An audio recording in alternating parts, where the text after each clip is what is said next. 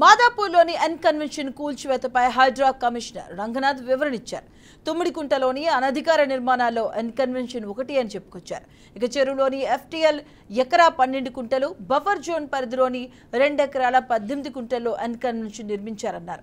ఇక ఈ నిర్మాణానికి GHMC నుంచి అనుమతులు లేవని, బీఆర్ఎస్ కింద అనుమతుల కోసం ఎన్ కన్వెన్షన్ ప్రయత్నించిందని, సంబంధిత అధికారులు బీఆర్ఎస్ కు అనుమతించలేదు అన్నారు.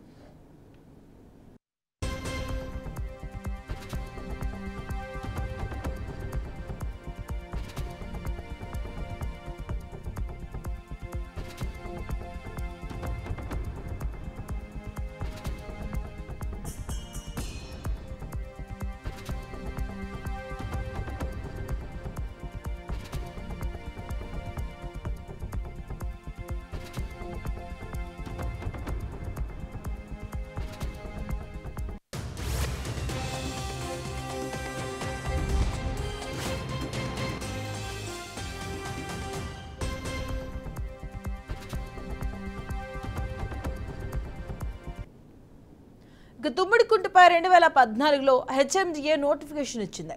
నోటిఫికేషన్ తర్వాత ఎన్ కన్వెన్షన్ యాజమాన్యం హైకోర్టుకు వెళ్లిందని, ఇక చట్టబద్ధంగా ఉండాలని గతంలో ఉన్నత న్యాయస్థానం ఆదేశించింది అన్నారు.